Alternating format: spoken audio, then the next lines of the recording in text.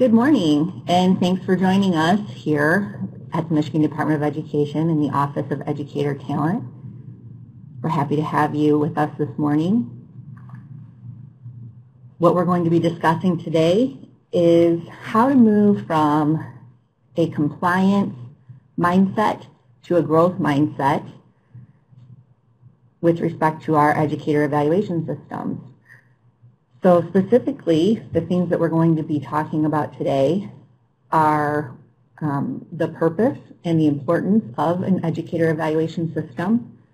We're going to quickly go over the key components of Public Act 173 of 2015 and the requirements that are legislated therein. And then we're going to talk about how we can approach educator evaluation authentically as a part of an integrated system and try not to view it as an add-on.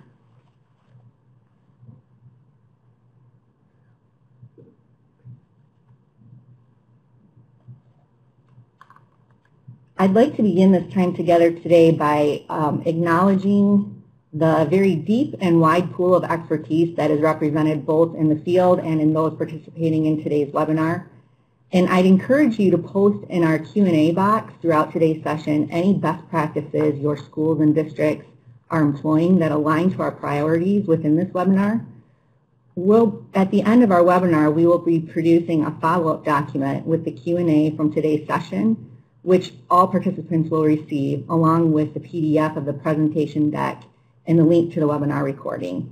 And also, something new that we're trying this week is you can download a PDF of the presentation deck right now if you click in the bottom right-hand corner of your screen, you ought to be able to see a little square box that says Presentation Deck File Share. You should be able to click on that link below and access the PDF file of our presentation today.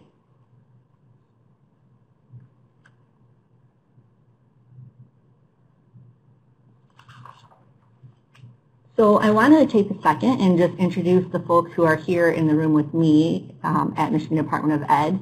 I'm Rebecca Emmerling, and I am a consultant for the Office of Educator Talent, and my focus right now is mainly on educator evaluations, and I'm working both with teacher evaluation and administrator evaluation. I also have, sitting to my left, Brian Lloyd, and he is a consultant with the Office of Educator Talent, and his main area of focus is student growth. So if you haven't had an opportunity to listen to him present at one of the many forums that he had presented this year, you can check out his webinar. He offered a webinar 2 Fridays ago on student growth, and he will also be offering additional webinars specific to SLOs and S2P later on in the coming weeks. So check those out through our catalog. And at the end of this presentation, you'll see a slide that gives you those direct links. And then finally, to my right, is Marty Snitchin, and he works with us in the Office of Educator Talent as our Regional Supports Analyst.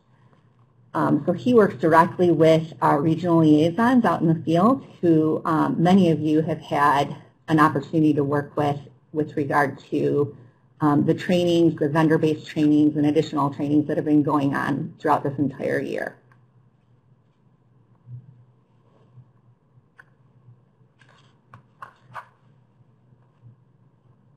So let's go ahead and dive in. What's the purpose of educator evaluation? Why are we even here talking about this topic?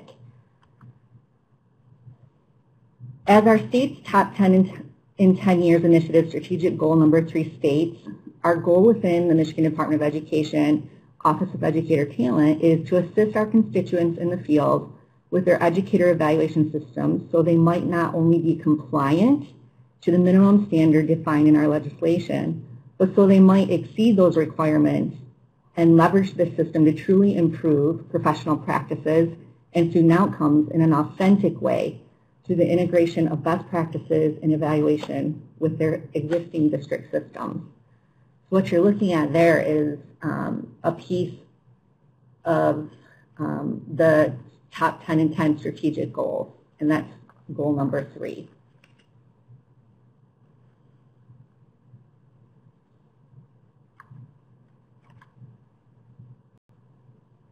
These are the key components of the educator evaluation system, and you can see that there are 3 major components which collectively lead to the annual year-end summative evaluation. And we're going to talk a little bit more in depth about that in just one second. Why is educator evaluation so important? Well, we know that effective evaluation is important in assisting both teacher growth and student learning and outcomes.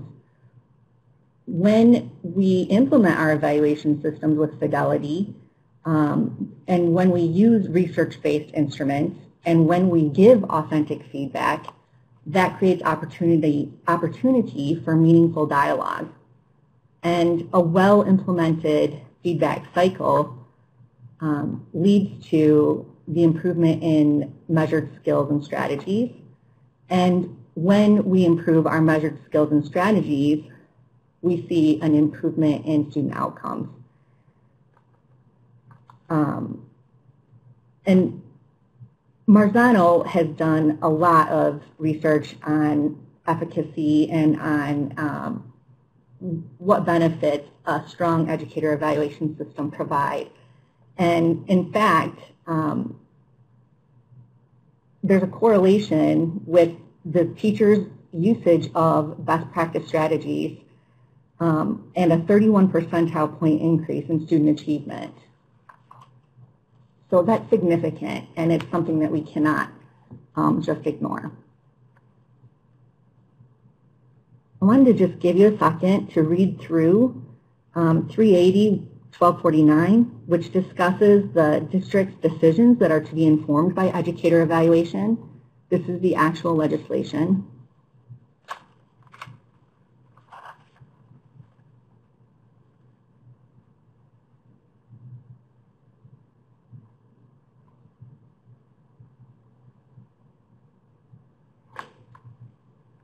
And I wanted to just point out the Michigan Department of Ed did a survey in 2012, and 792 districts completed this survey with regard to their evaluation systems.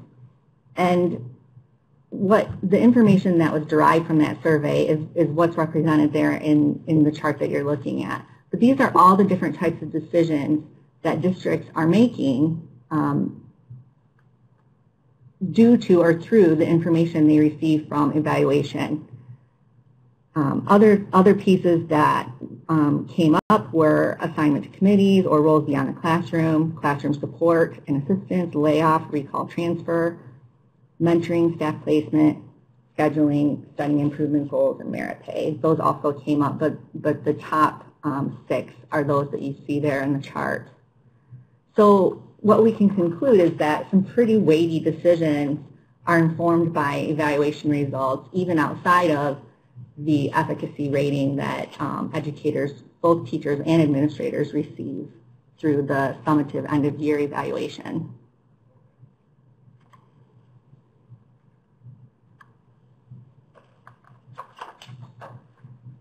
So take a second and look at the approved evaluation tool list. These are the tools that were determined to be valid, reliable, evidence-based tools. And this process, there was a process that our state went through. It was actually a pilot study that was conducted by the MCEE. And from that pilot study, these tools were recommended to the legislation and then adopted. Each of these is linked up, so you could see the postings and assurances documents and the web pages associated with each of those.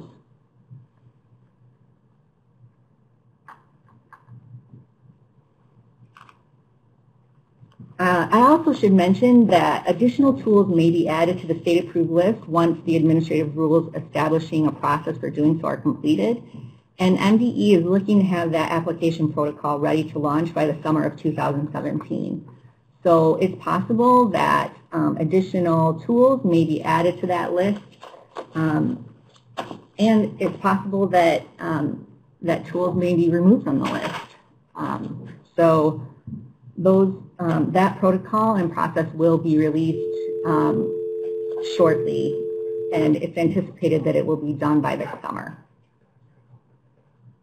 So the component of the EdEval system that seems to get the most focus is the annual year-end evaluation. And I would be remiss to not acknowledge that the end-of-year summative evaluation is very important due to efficacy ratings and the potential impact those have with respect to personnel and staffing decisions in each district. And those do have a very real impact potentially on individuals and on systems. So it's a real thing, and we acknowledge that. And let's just take a look real quickly at those labels and what the outcomes and options are with respect to those labels. We can see that our state uses highly effective, effective, minimally effective, or ineffective ratings. And each of the state-approved tools should align and do align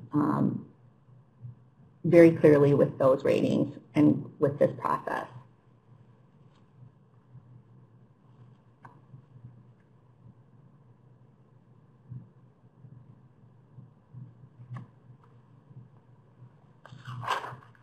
And legislation does define that there must be 2 classroom observations per year unless a teacher has been rated as effective or highly effective for the 2 most recent evaluations.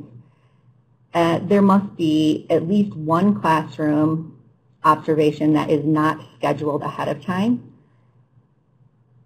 And at least 1 observation must be conducted by the administrator or designee who is responsible for the end-of-year evaluation. Feedback must be provided within 30 days of observation, and we suggest that that feedback is best received when it's accompanied by a piece of writing. And also, that process must include minimally a review of the lesson plan, the content standards, and student engagement and instruction. All of those components must be noted.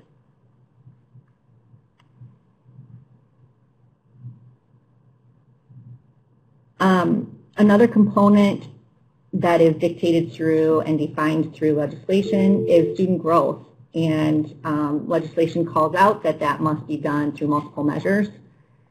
The legislation speaks directly to all of those pieces that are listed there on this slide. I won't read each one of them to you, but each one of those pieces is called out through legislation.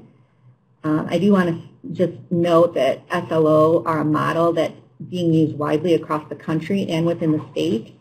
And Michigan Department of Ed Office of Educator Talent has developed guidance and supporting documents to assist schools in implementing SLOs. And there are links at the end of this presentation. And I'll also just mention that not only is MDE working on developing guidance and assistance for the implementation of SLOs, but there are some folks out in our learning community, in the greater learning community throughout the state, who are just doing tremendous work around the SLO piece. And I encourage you to reach out and touch base with those folks and learn from them as well. There are a couple that come right to mind, and one is the Traverse Bay area ISD. They're doing wonderful work up there, and I also know that Wayne is doing a lot of really good work around SLO. So I encourage you to reach out to those folks and utilize the things that they are doing, because they're just tremendous.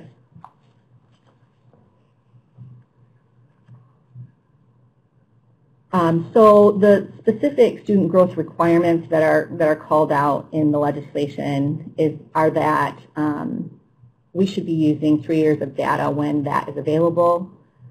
25% of the end of year annual eval ought to be based on student growth until 18-19 and beyond, at which time 40% ought to be related to student growth.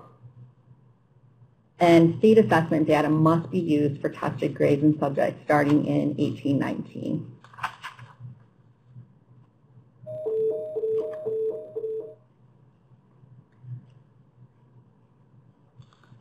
And finally, before we move on into the fun stuff, the last point that I wanted to make is that the legislation 380-1248 does call out additional factors to be considered when conducting annual end-of-year evaluation, and those are listed there. Again, I won't read the slide to you, but all of those pieces that are included in the legislation are listed there.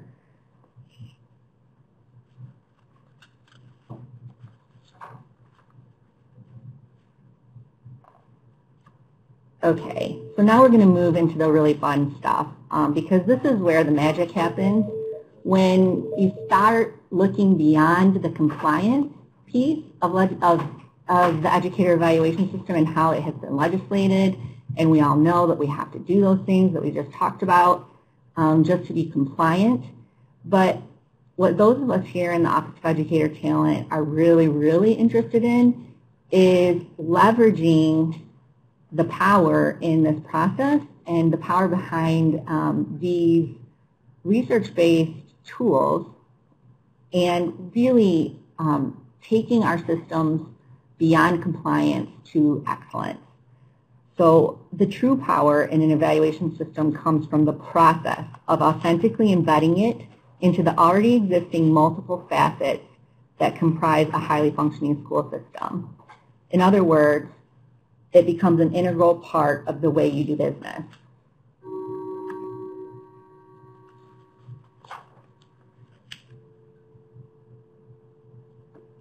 So as a school district that is approaching this work, one of the most important things to do is to come to consensus on a clear long-term vision. So the question for you to consider when you're doing that work is, why do we engage in educator evaluation in our district? Where does educator evaluation fit? And what are some of the challenges within our evaluation system?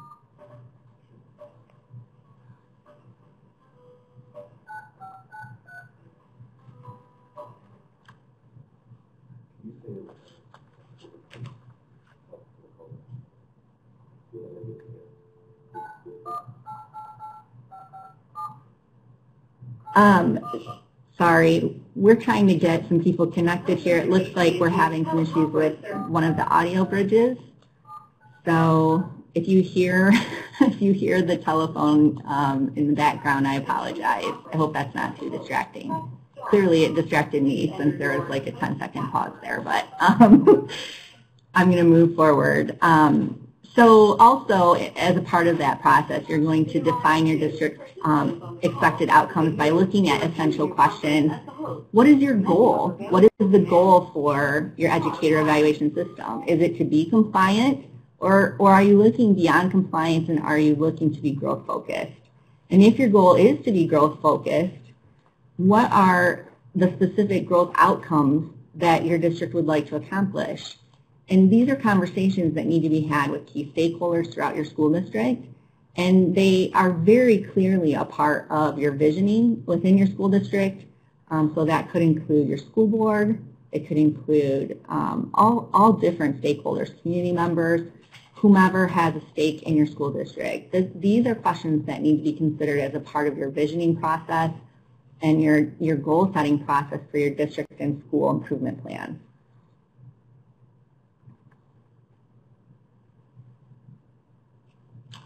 And to that point, these are only a few of the facets of an organization system that are influenced by or touched upon in some way or another with our educator evaluation processes. So if you take a look at this list, again, it's definitely not an exhaustive list, but it's a good start, and these are some of the pieces that we're going to talk about here in the next half hour with regard to how we can integrate the work that we're doing with educator evaluation into those facets that are already existing and functioning well within your organization system.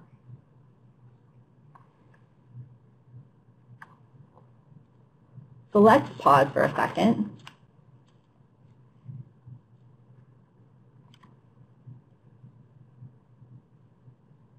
And what I'd like for you guys to do, if you would, is take a moment, and while I've been talking through these compliance pieces and thinking, and as you were thinking about what all of this means for you and your district, whatever role it is that you're playing in your school district, if you would take a moment and just enter a word or phrase that describes an evaluation systems challenge that you've thought about, that has occurred to you throughout the beginning of this webinar. And if you would just enter that into the Q&A box, that would be wonderful. And we'll pause for a few minutes and give people an opportunity to contribute.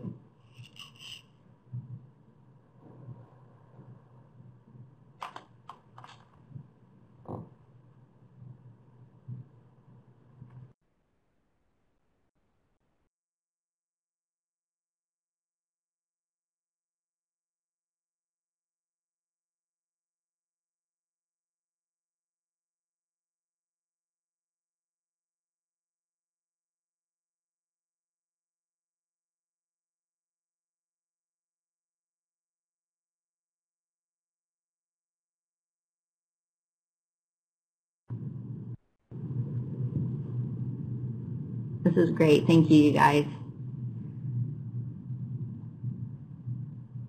I see change of mindset, ensuring fidelity, unintended consequences, time, for sure. Time management is an issue.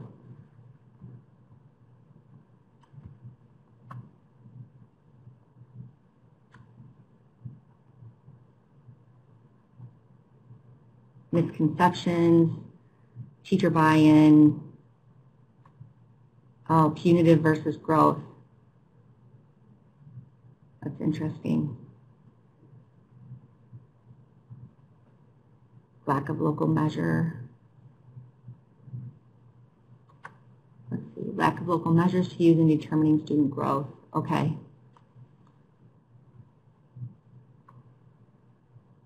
Shifting paradigm of thinking from a consequence system to a growth system. Yes.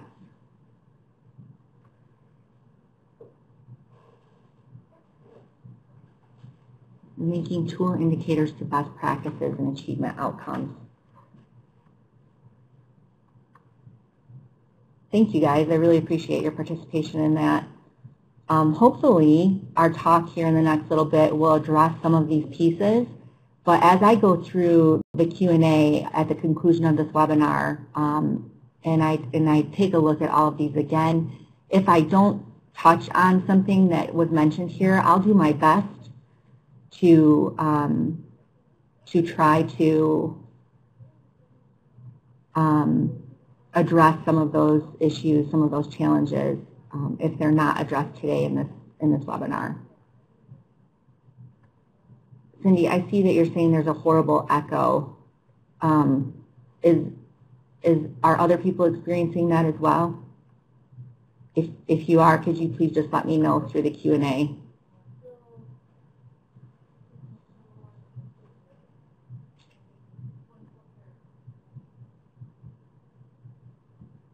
Okay, thank you.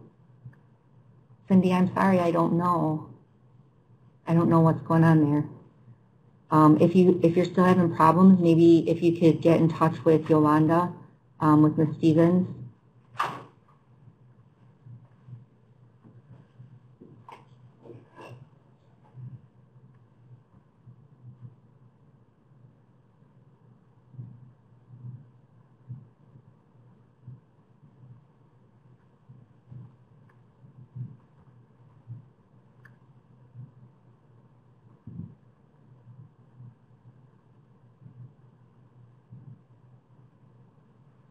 Okay. Okay, let's move on then. Thank you guys for your participation in that. And I'm sorry for those of you who are experiencing technical difficulties. I'm not exactly sure why that would be happening. So I'm going to move forward.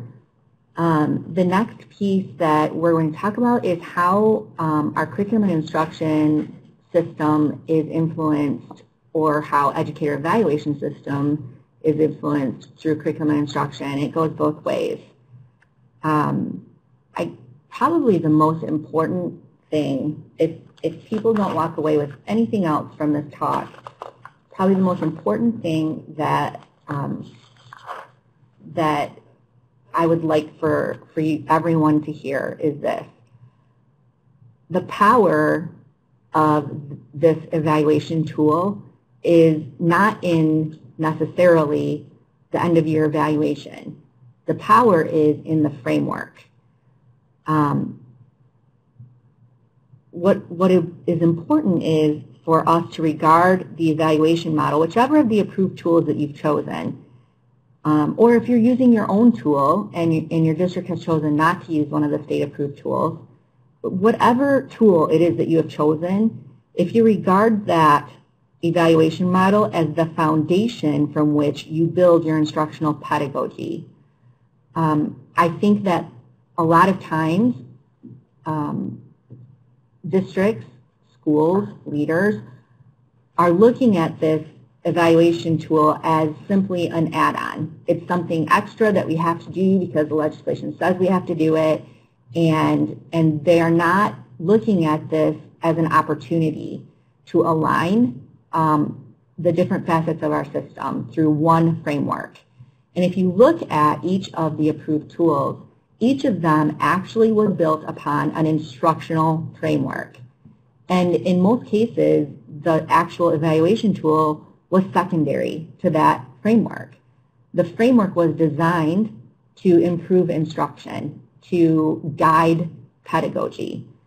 So if you look at your adopted framework, so for instance, if you're using 5D+, that framework, the rubric that accompanies your tool, that is your instructional framework. And so from that framework, you build a very powerful dialogue, and you build a very powerful cadre of pedagogy that can be used to really leverage some very powerful dialogue within your professional learning community.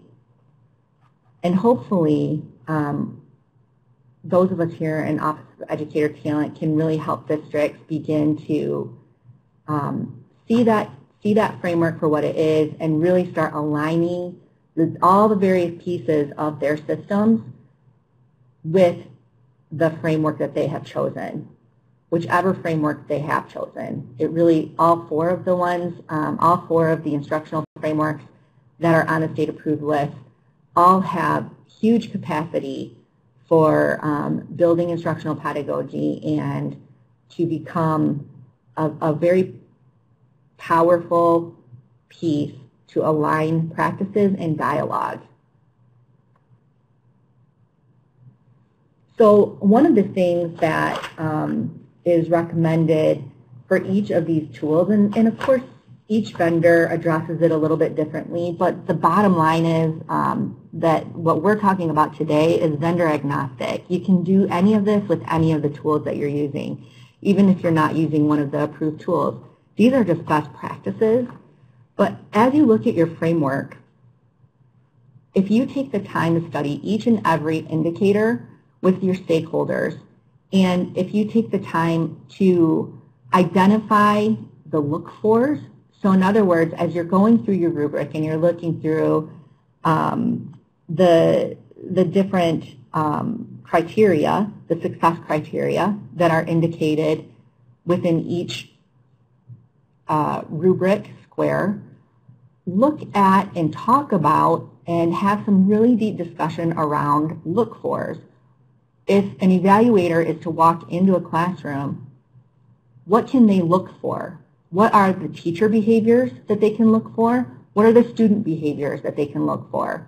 And how do those change with each successive level of success criteria? So how would that look at the effective level? And how would that look at the highly effective level? If you study each indicator and each successive level within the framework and identify the look-fors and establish concrete observables within your buildings and across the district through authentic stakeholder work sessions, you can begin to build a toolkit from which teachers, educators, classroom educators can draw, and from which administrators and those who are doing the observation and summative evaluation piece can draw. They know what to look for, and those are things that can be defined within your system. So when you have unique learning situations, when you have unique students, you can build out the toolkit, the look-fors, the observables within your own system. And you can really do that in a way that honors your own unique culture, in a way that honors your own unique situation in every single school building. And that is a process that's very rich and very meaningful when you take the time to approach it from a collaborative standpoint. A huge benefit to using your framework in this way is that you avoid confusion and potentially conflicting messaging when you intentionally align your terminology. So using your framework, establish common language across all facets of the organization using this vocabulary that is represented in your chosen evaluation framework. So admittedly, each of the 4 frameworks uses a little bit different vocabulary. But whatever framework you have chosen, if you use that framework to establish a common vocabulary, a common language, and really take that opportunity, it's hugely important. To close the learning gap, it's critical that educators first have a clear goal in mind and know the success criteria. So what the practice looks like when performed at the effective and highly effective levels, and knows how well they're doing toward meeting that goal. So taking the time to build out that list is crucial.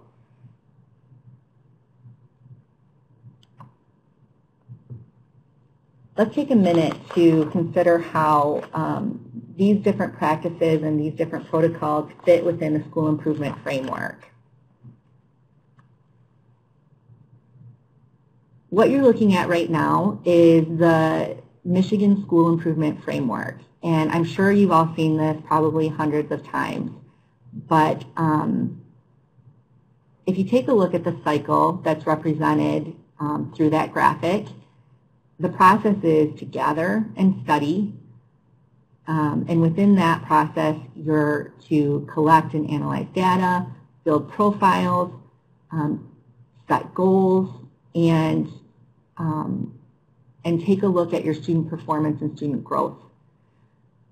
The next component is to plan, and it's through this process that your district improvement plans and your school improvement plans, your title plans if you are a title district, it's through that process or that piece of the process that those pieces are written, and include plans to address your instructional framework, your data analysis, and your evaluation tool training for all applicable educators during this compartment of the process. And then finally, the do, and this is when you're implementing those plans, and you use your formative feedback cycle and your continuous improvement cycle to build professional practice. And also to build capacity and alignment to school and district improvement plans.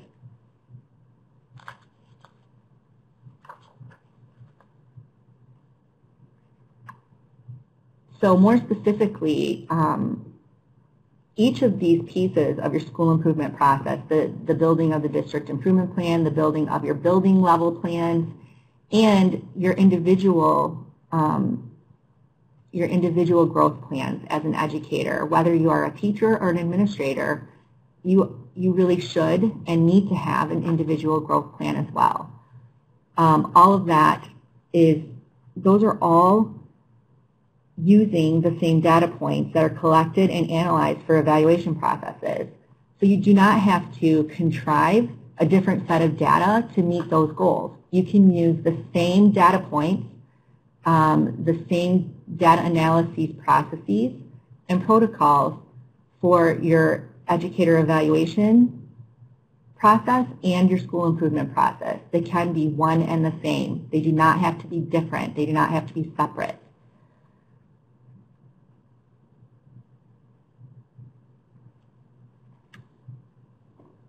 So let's talk for 1 second about where the data points come from. The planning process always begins with the comprehensive needs assessment. So the CNA is critical to developing any school-wide system. It talks about priority areas on which your programming will focus, and it guides the development of a school-wide improvement plan, and also then collectively those would guide the development of the district-wide improvement plan. Your CNA will be based on demographic, process, perception, and academic data that ought to include all students in the school, including economically disadvantaged students, students from major racial and ethnic groups, students with disabilities, limited English proficient students, homeless students, migrant students, students achieving in the lowest 30%, and emerging groups, and others. So your CNA is really the place to begin this work. And then the next component to take a look at when you're considering where your data points come from is your assessment system. So this is a simplified way of looking at it, but if you look at it as your local assessment system and the state assessment system, some of the components that may make up your local assessment system would be a pre and post test process, a unit exam process, and then we know that there are a multitude of other local measures for you to consider. And then we know that there's the state assessment system as well.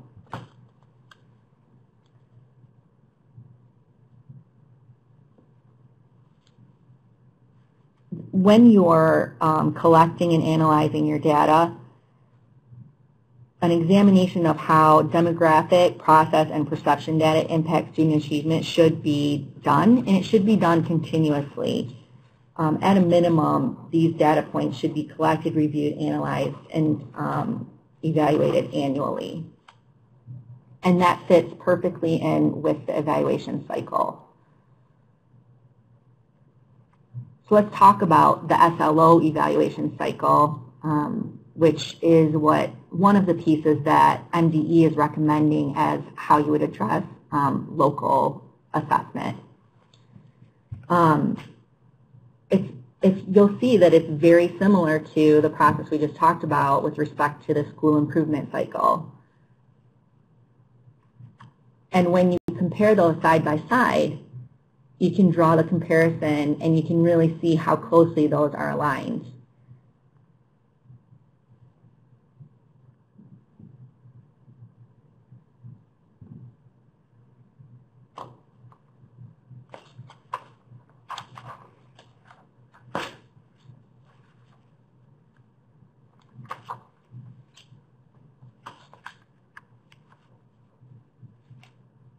So let's take the next step and compare the cycle of continuous improvement for educator evaluation.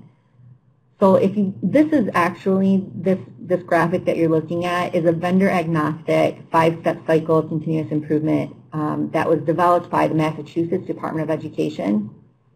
And the goal is to provide educators with a continuous opportunity for professional growth and development through self-directed analysis and reflection, planning, action steps, and collaboration. And a critical component is regular constructive feedback from the evaluator coupled with opportunities to reflect on and improve upon practice, driving the cycle from beginning to end. So if you look at each piece of this cycle and identify, beginning with self-assessment, self-assessment should be informed by summative assessment, followed by proposed goals for professional practice and student learning. Moving into goal setting and educator plan development, self-assessment and proposed goals are shared between evaluator and evaluatee early in the school year.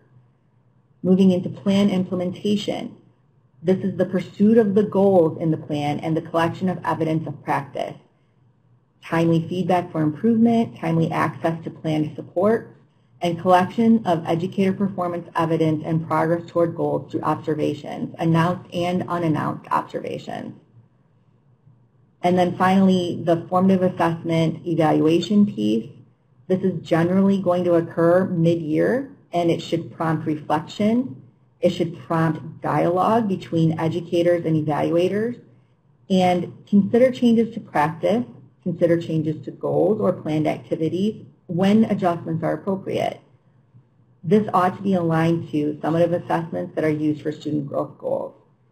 And the final piece is the summative evaluation, and that's the piece that we're all probably the most familiar with, and that's when the evaluators analyze the evidence that demonstrates the educator's performance against standards, as well as evidence of goal attainment in student growth to arrive at an overall performance rating of highly effective, effective, minimally effective, or effective.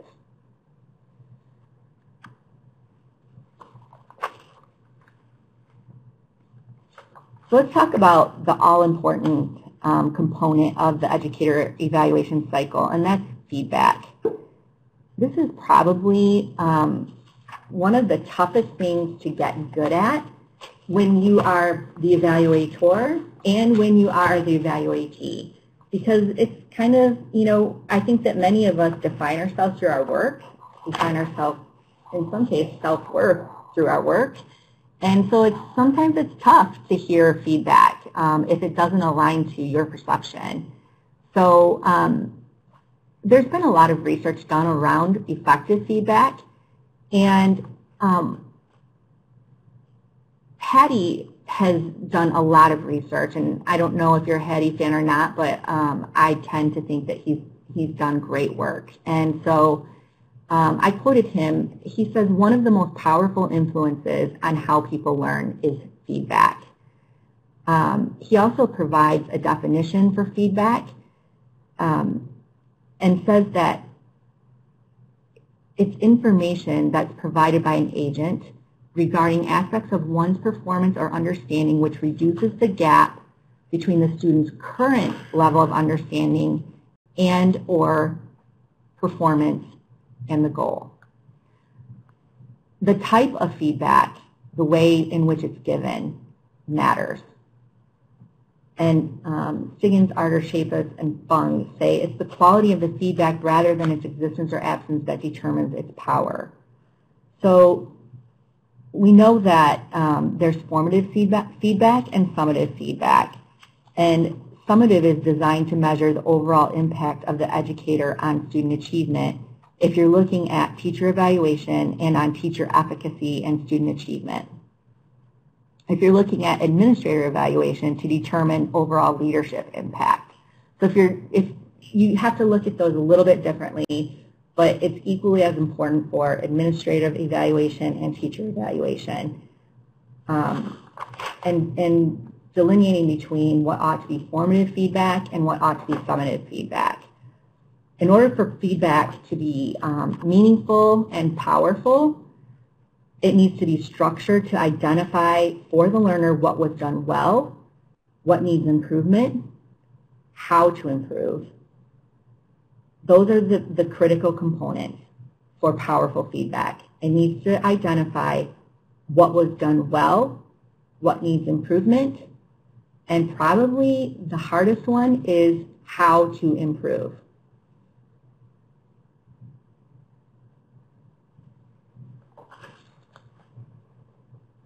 When feedback is formative in nature, it's used and collected from several sources to inform educators of their ongoing impact and application of instructional or leadership practices. And as leaders, the more you pursue feedback about your own effect on others, the more benefits accrue to teachers directly and to students indirectly.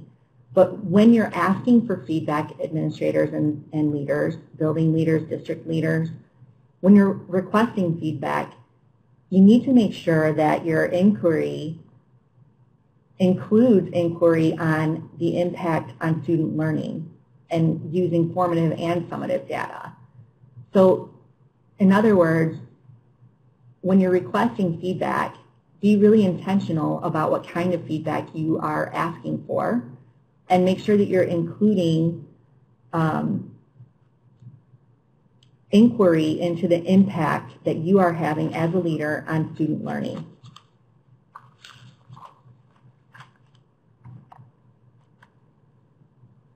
And just to draw the comparison and really align all of these pieces, this is the feedback cycle using a similar 5-step process to what we were just discussing. This is the feedback cycle that includes self-assessment, and through self-assessment, feedback informs an educator's self-assessment alongside other pieces of information that they gather. Goal setting and educator plan development. Feedback data can help shape individual goals, and it can also serve as benchmarks for measuring goal progress. Plan implementation. Collect and incorporate feedback into your practices. Observation and feedback. Take this opportunity to review feedback data alongside other pieces of evidence, and take the opportunity to have an authentic dialogue that is related to shifts in strategies and instruction. And finally, feedback through the end-of-year summative evaluation. The evaluator will take the time to consider feedback and responses alongside other pieces of evidence in relation to practice under standards and indicators. So this is a 5-step cycle for feedback, and it fits very nicely and very clearly into the same cycle that we talked about a few minutes ago with respect to the continuous improvement cycle.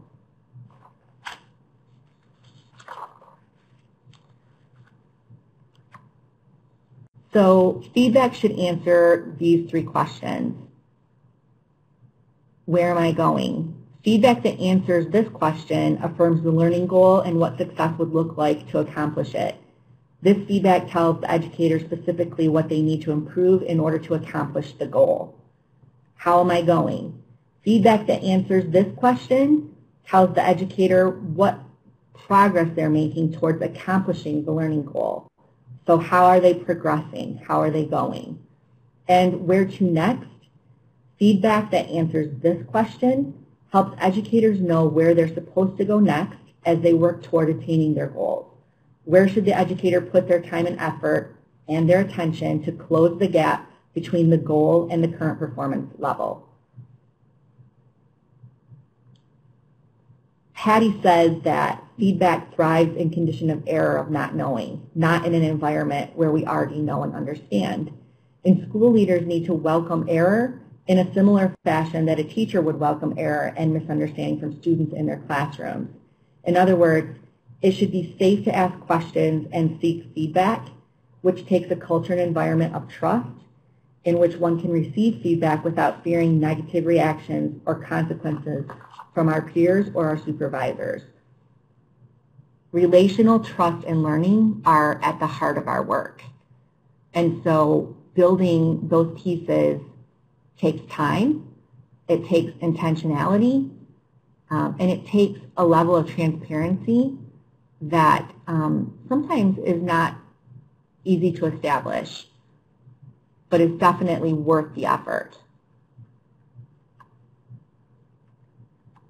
We're going to move into the professional development continuum and how that relates to the educator evaluation system.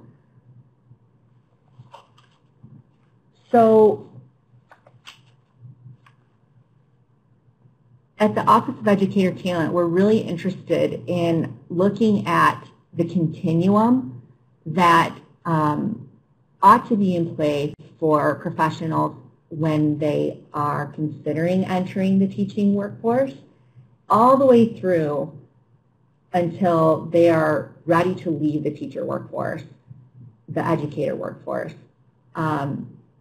We really like to think of that as a professional development continuum, and we really feel that the more intentional we are as a learning community at looking at that need and at looking at professional development for our educators as a continuum, we feel that we can really design a system that better meets our educator workforce needs, and hopefully will help to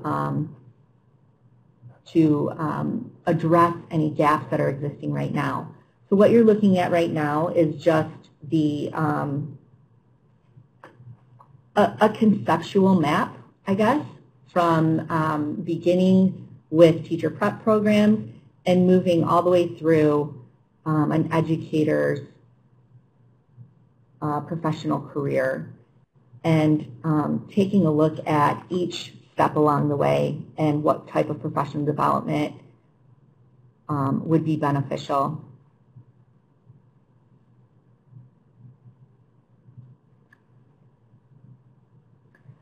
And as an education leader is considering the end-of-year evaluation for each professional, really taking the time to build an individualized PD plan during that dialogue and taking a look at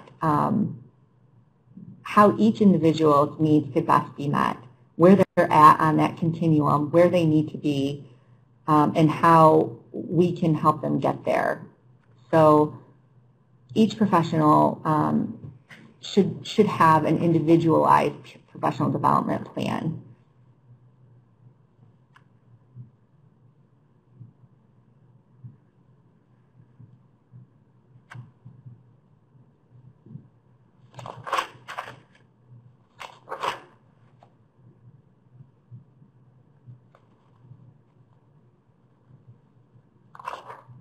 Let's talk about sustainability. So this is a conceptual timeline. Certainly does not include every aspect of the system workflow within a functional school district, but it's an attempt to kind of put some things on a timeline and try to build in some alignment. So if you just take a second and look through each of the pieces represented in this timeline, and I called it high level because, again, it certainly does not dig deeply enough to claim to include every aspect of a functional school system. But if you look at this work through the lens of embedding it into processes that are in existence in your district already, that's what we attempted to do through this graphic.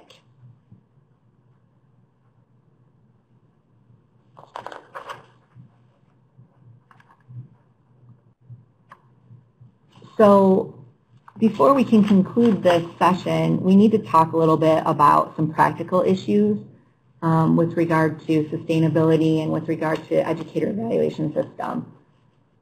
So one of those pieces is obviously the budgetary impact. And so as you're planning for your system, think about, talk about, consider what are the costs of an effective educator evaluation system. And something that sometimes gets overlooked when considering these budgetary pieces would be training for evaluators and for those being evaluated.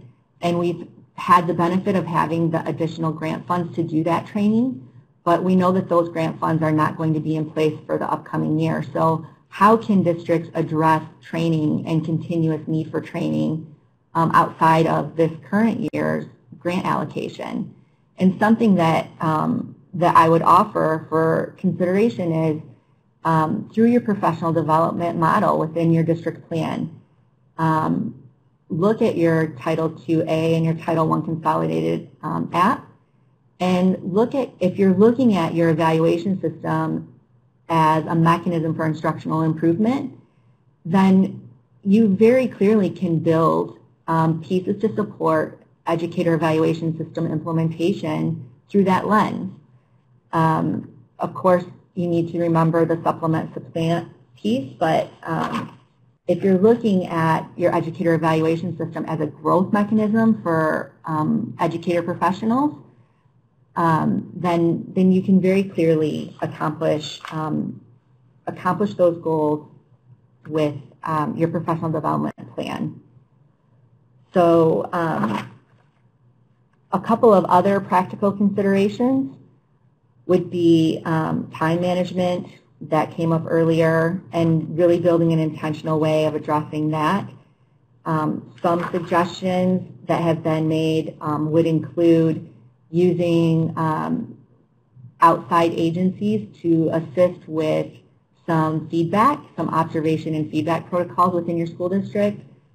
Maybe some retired folks who have a good handle on processes and on what good teaching looks like. And just really taking a look outside of the box and trying to come up with ways to build capacity within your own system. Another mechanism that is really useful and can be very successful is to develop instructional rounds within your school district and even share that process with neighboring school districts.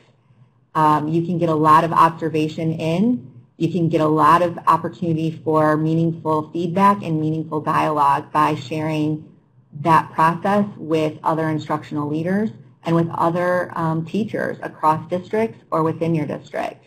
You can gain a lot of capacity that way. So wait, why do we do this again?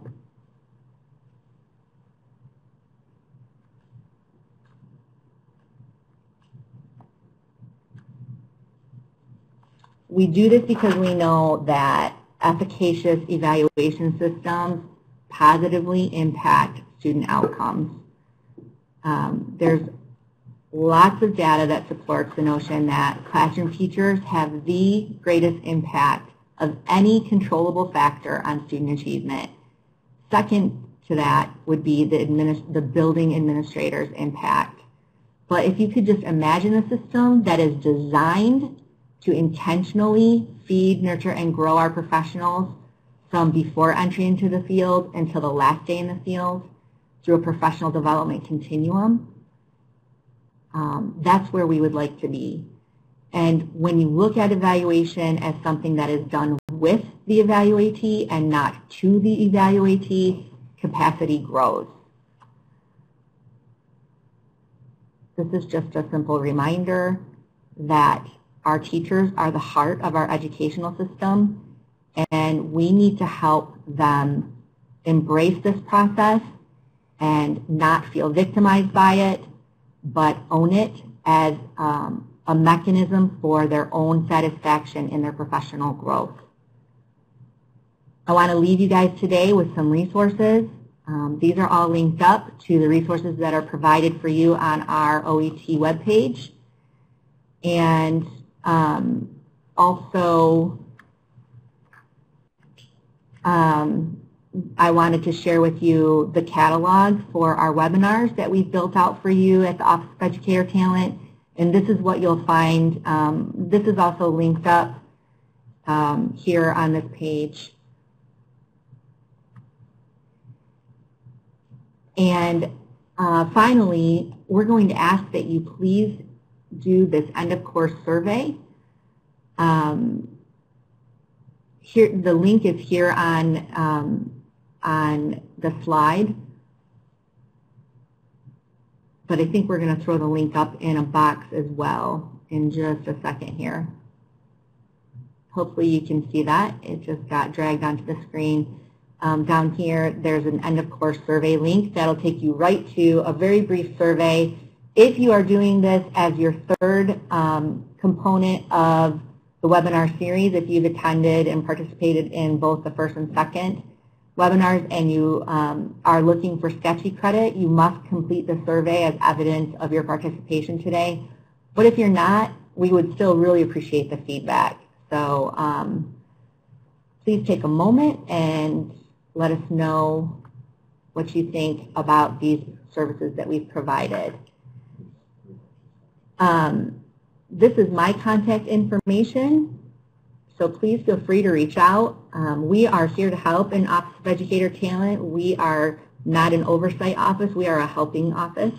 So we're very happy to help individuals, to help schools, to help districts, to help regionals. We're just here to be a resource to you in any way that we possibly can. And my partner over here is telling me that I need to do something, so.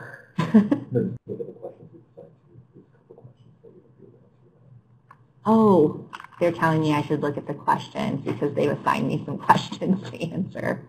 I will do that. So if those of you who need to take off, thank you very much for your time today. I have enjoyed it. Hopefully it provided some insight for you. I know that you guys, I could probably learn a great deal from each of you as well. So I appreciate your time, and hopefully we'll cross paths again. Thank you so much. And if you ask a question in the Q&A and you want to hang around for a second, I will try to find them and answer them for you. Let me do that right now.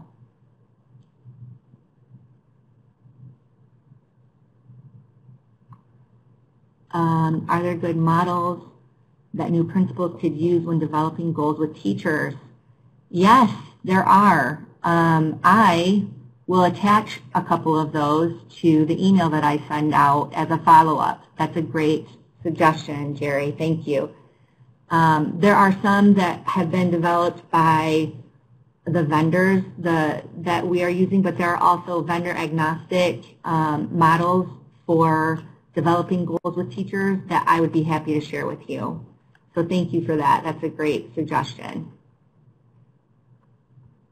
And Deborah, instructional rounds were not intended to be used for evaluation purposes, but to contribute to educator growth. That is true, especially when you take into consideration that an end-of-year evaluation must be done by the building administrator or their designee. If that was how that was received, if my suggestion for instructional rounds was received in a way that indicated that I felt like that was appropriate for evaluation, I apologize. That's not what I intended. But I do feel that instructional rounds are a very powerful way to build capacity within your school district.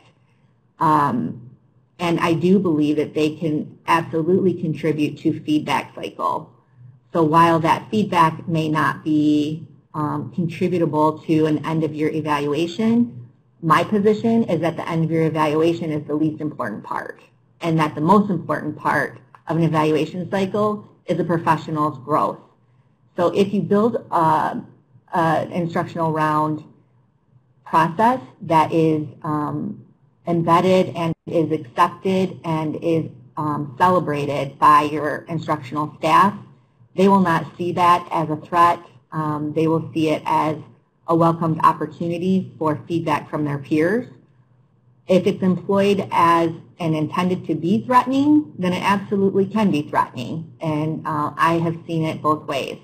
So my suggestion would be to first build in a capacity and appreciation for the process, to never use it in a punitive way or an intimidating way, and to use it in a way that is invited by the professionals who would be observed.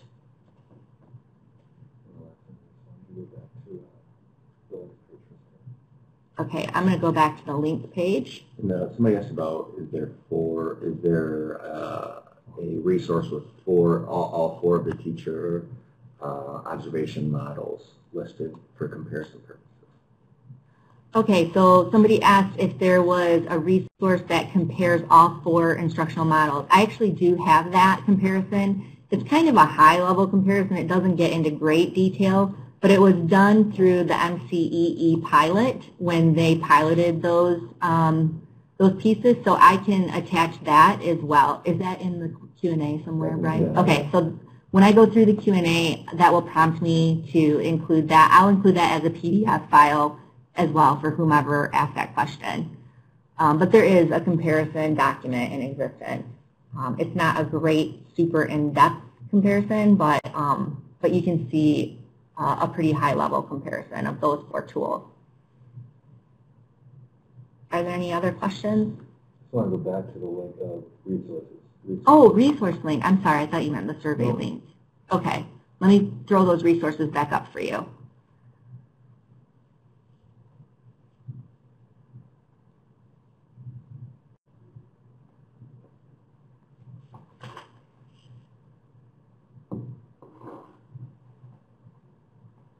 Are there any other questions or concerns?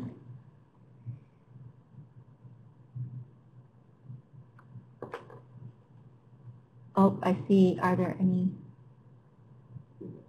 Oh, okay. Brian's answering that one. Thank you, Brian.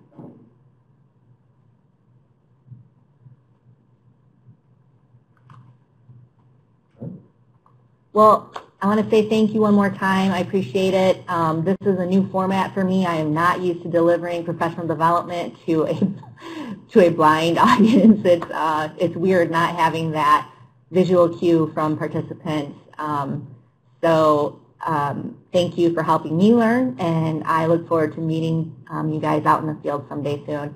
Don't hesitate to call or email if you encounter difficulties or if you just need to bounce something off someone. I'm happy to do that. Take care.